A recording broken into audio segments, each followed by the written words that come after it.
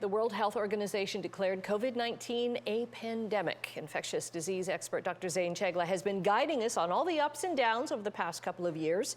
And he joins us now with kind of a look forward. Thank you, first of all, for joining us this morning again. Yeah. So data from England, you tweeted something about this yesterday. It suggests that a COVID-19 infection is now less deadly than a flu infection. Does this mean we're moving more to the endemic stage? Yeah, I mean, look, first of all, it's an incredible work of medical science.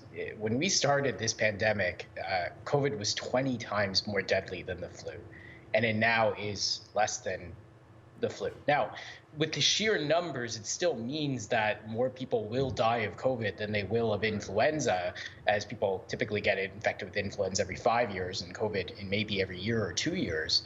But, that is progress, right? And that's the work of immunity. That's the work of vaccination. It's the work of therapeutics. It's the work of better care. But it does signal that we have a lot more ability to deal with this virus today than we did in 2020. And some of that is reflected in how we're approaching society, how we're approaching restrictions, and how we're approaching day-to-day life, and using individual risk assessments as compared to, full blanket measures for the population. Right. A new study out there shows as well that a third vaccine dose, that you need it to fully protect yourself against the Omicron variant.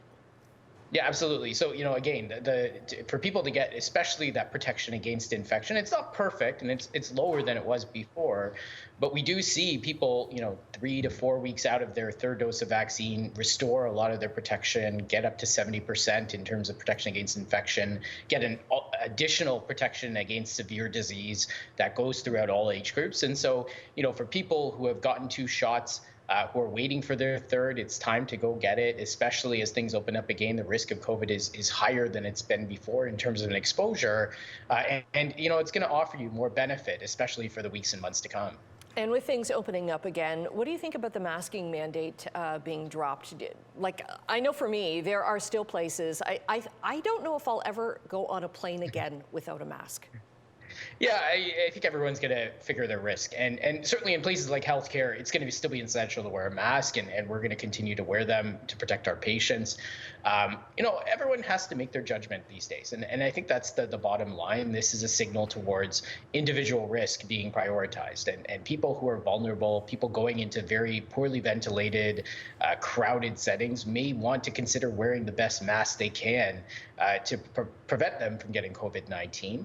But, at the same time, are there people that don't necessarily need to be legislated to wear a mask or kind of fined for wearing a mask? I think we are getting to an era, especially with vaccines being largely available, where that's not necessarily something we have to enforce, where it becomes a personal behavior. Mm-hmm. I can't wait for the day when we can sit at our desks in the newsroom without having to wear masks. Because, we don't wear them on the air, but when we're not on the air, we have to wear them. So.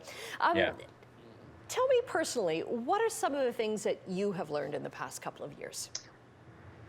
I think, the ability for people to coordinate has been incredible. And we've seen so much progress in the city of Hamilton with Hamilton Public Health, with primary care, with the hospitals, in order to all function at the same goal. I'm still incredibly inspired by medical innovation. The fact that all of us have 3 doses of vaccines in our system 2 years after a pandemic started, which has largely changed the game in terms of mortality. It's a lot of hope for the future in the sense that there is going to be way more coming down the pipeline to make sure this becomes a much more controllable disease. And I think we learn in medical school kind of the social determinants of health and people and poverty and race and other factors that lead to people having poor outcomes. And it's sad to see it happen in the long term. There's a lot of work that needs to be done here. But, it was an example in real life where certain groups suffered the most with this pandemic, and we have to go back and learn from it in terms of what to do with the next one. I think it also shed such a light on long-term care situations as well. But yeah, we've run out of time to talk more. You will be back with this, though, but we wanted to thank you, Dr. Chagla.